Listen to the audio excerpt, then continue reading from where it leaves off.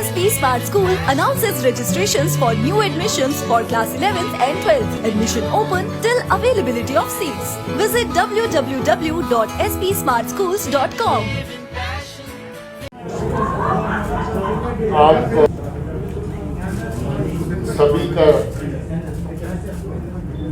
खैर मकदम है, मीडिया के दोस्तों का जो जिनके साथ काफ़ी लंबे अरसे के बाद मुलाकात हो रही है।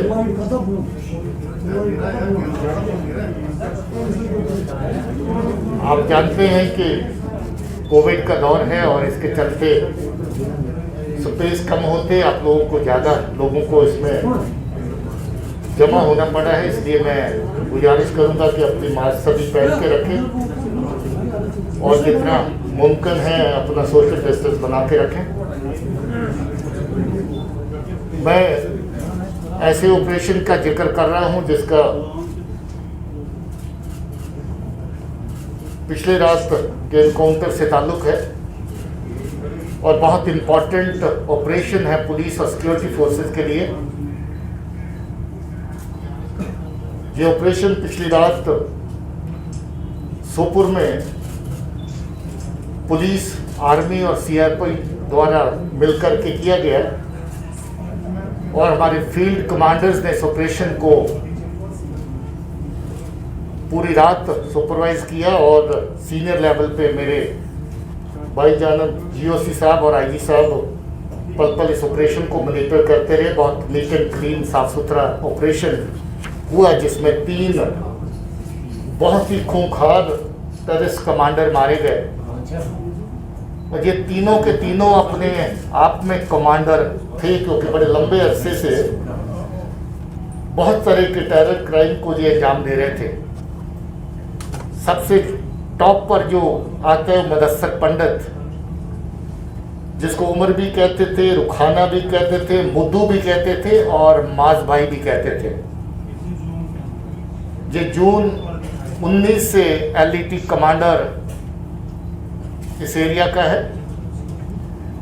18 FIR उसके खिलाफ है और बहुत सारी किलिंग्स उसने करी जिसमें 4 civilian, 9 SF killings, 2 x militants जो कभी मिलिटेंसी के साथ लोग वाबस्ता रहे उनकी किलिंग, 3 सरपंच और हुर्रियत और सेपरेटिस्ट कार्डर्स के 2 लोग और इसके अलावा अलग अलग तरह की एक्टिविटीज़ जो लोगों को थ्रेटन करना, लोगों को पॉलिटिकल प्रोसेस और बाकी गवर्नमेंट एक्टिविटी से दूर रखने की कार्रवाइयाँ शामिल हैं।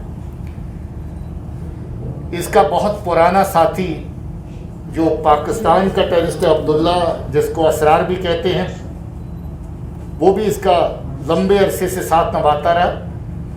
पहले मुदस्सर से पहले जो मुदस्सर का कमांडर उसके साथ चलता रहा और उसके बाद मुदस्सर के साथ चलने लगा और लगभग सारी की सारी आतंकी कार्रवाइयाँ, दहशतगर्दी की कार्रवाइयाँ जो मुदस्सर पंडित ने करी उसमें उसका साथ दिया।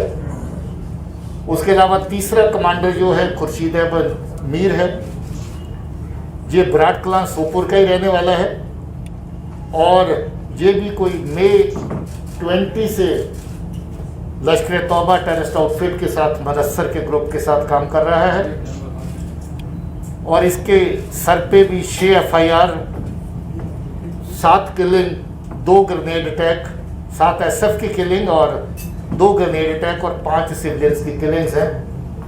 ये भी लगभग बहुत सारी टेररिस्ट एक्टिविटीज़ जो मुदस्सर पंडित ने करी उसमें उसके साथ रहा। आपको याद होगा हाल ही में 12 जून को मार्केट के अंदर अटैक हुआ था जिसमें हमारे पुलिस के 2 जवान शहीद हुए थे और 2 सिविलियन भी अपनी जान गंवा गए थे इन्हीं दहशतगर्दों की फायरिंग से। ये तीनों के तीनों उस दहशतगर्दी कार्रवाई में भी इन्वॉल्व थे। उससे पहले इन्होंने म्यूनिसिपल बिल्डिंग जो है उसके ऊपर अटैक किया था मार्च के महीने में 29 मार्च को और उस इंसिडेंट में भी हमारे 2 म्यूनिसिपल काउंसलर और इसके साथ एक पुलिस के साथी हमारे शहीद हुए थे। मुदस्सर पंडित ने बहुत अर्सा पहले जब एब्रोगेशन के बाद इमीडिएटली दहशतगर्दों ने लोगों की आवाज़ को दबाना शुरू किया, लोगों के मूवमेंट को दबाना शुरू किया उस वक्त एक फ्रूट मर्चेंट के घर पे जाके अटैक किया था, जिसमें 3 साल की बच्ची भी जख्मी हुई थी। उस दहशतगर्दी की कार्रवाई में भी ये शामिल था। रात के ऑपरेशन की जो ज़्यादा डिटेल है आपको मैं चाहूँगा कि आईजी साहब और जीओसी साहब दें, और उसके अलावा आपके जो सवालात होंगे ओवरऑल सिचुएशन के बारे में, you are welcome to ask those questions from me. Thank you so much. Operational की जो डिटेल्स हैं, जिसमें जो 3 टेररिस्ट हार्डकोर को न्यूट्रलाइज किया गया, उनका जिक्र डीजीपी साहब ने किया है। ये एक operation specific int based operation था, बहुत ही चैलेंजिंग ऑपरेशन था, लेकिन जिस सर्जिकल तरीके से सिक्योरिटी फोर्सेस ने जॉइंटली इसको अंजाम दिया वो काबिल तारीफ है। और जो इसमें इन्वॉल्व थे, मैं उन सबको कॉम्प्लीमेंट करना चाहूँगा।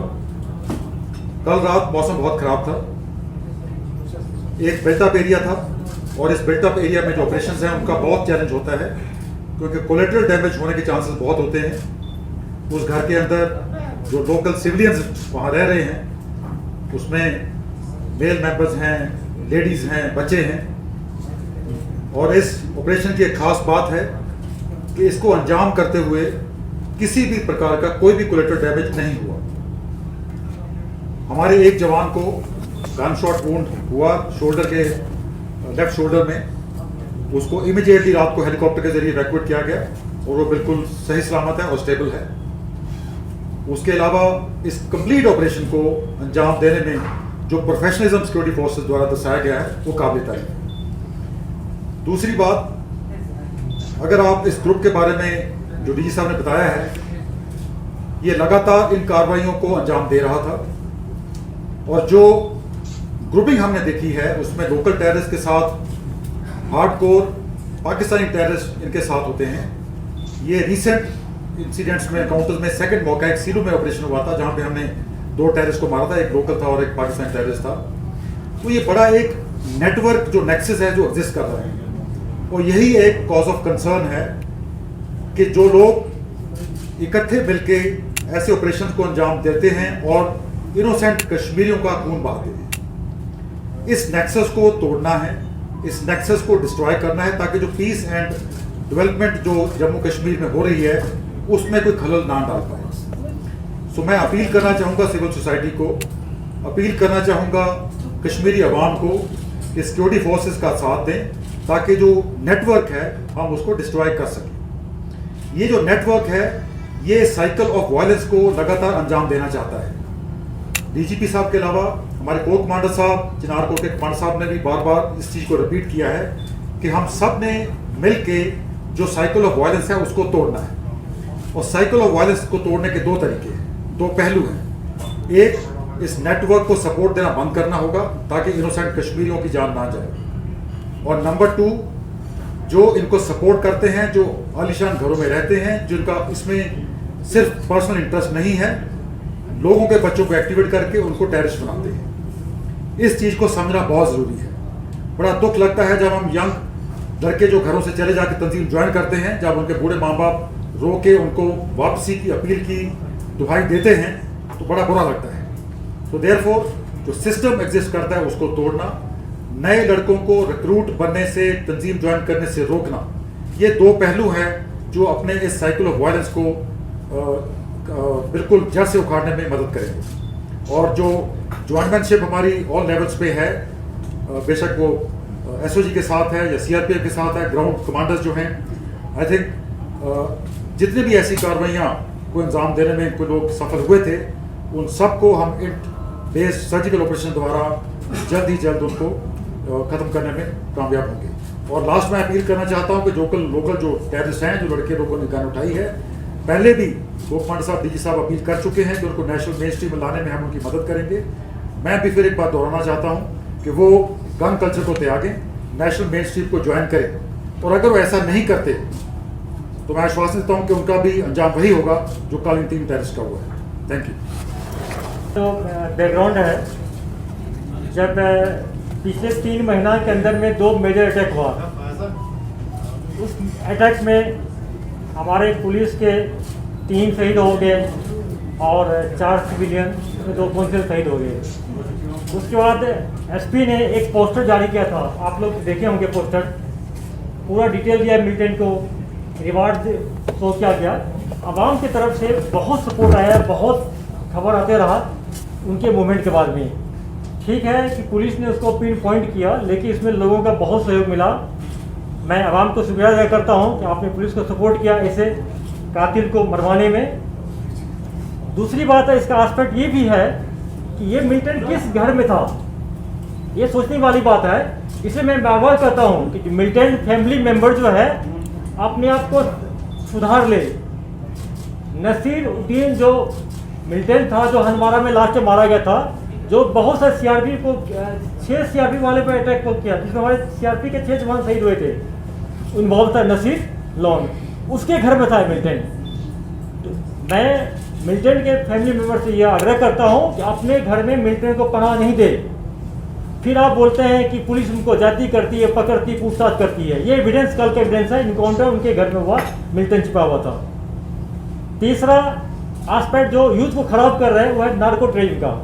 आप देखते हैं सोपूर जो है हब है, नार्को बहुत वहाँ सब्सटेंस मिलता है पूरा। एसएसपी बारामूला ने बहुत सारे मॉडल को बस्ट किया है, कुपवाड़ा भी हुआ, 2 मेजर नार्को टेरर मॉडल को बस्ट किया गया है। मैं यूथ से अपील करता हूँ कि नार्कोटिक्स से दूर हटे, और उनके पेरेंट्स से भी अपील करना चाहता हूँ कि अपने बच्चों पर पेरेंटल कंट्रोल रखिए। बच्चे क्या करता है नहीं करता ये आपकी जिम्मेदारी है, ये पुलिस लॉ इन्फोर्समेंट एजेंसी की काम नहीं है। हमारा काम तब होता है जब आप क्राइम करते हैं, जब आपके बच्चा क्राइम करता है तब मेरा ड्यूटी होता है। लेकिन उससे पहले क्या हो रहा है, इसके लिए पेरेंट्स जिम्मेदार है, सोसाइटी जिम्मेदार है, नेबर्स जिम्मेदार है। आप मीडिया फ्रेंड्स का भी ये ड्यूटी बनता है कि ये आवाम को, खास यूथ को एजुकेट करे, ये बात फैलाए कि नार्को टेररिज्म में नहीं पड़े, टेररिज्म को छोड़े। क्योंकि देखिए ना, अगर इंसिडेंट होता है, ग्रेनेड थ्रो होता है, जैसे सोपुर का था, हमारे 2 सिविलियन ही मारे गए, पुलिस पर अटैक हुआ तो ये जो हम लोग सिलसिला शुरू किए हैं कि आवाम से मांगते हैं, हेल्प मांगते हैं, पोस्टर डाल के, इसमें बात को आप लोग फैलाएं, ये आवाम को आप लोग अपील करें। ऐसे जो कल्पिट्स हैं, जो सोसाइटी में डिस्टर्बेंस करना चाहते हैं, ऐसा नहीं कि सिर्फ पुलिस सिक्योरिटी फोर्स वाले शहीद होते हैं, सिविलियन भी जा रहे हैं, इसमें उनका भी लॉस हो रहा है। आप में से कोई खुदा न करता है, हो कहीं ग्रेनेड हो जाए, आप में से कोई कुछ हो सकता है। ये सबके लिए चैलेंजिंग है, तो आप सब मिलकर काम करें और सोसाइटी में एक ऐसा फीलिंग डालें कि जो टेररिज्म है ये पूरे सोसाइटी के लिए ये हार्मफुल है, सिर्फ सिक्योरिटी फोर्स पुलिस के लिए नहीं है। ये लड़ाई सोसाइटी वर्सेस टेररिस्ट का होना चाहिए।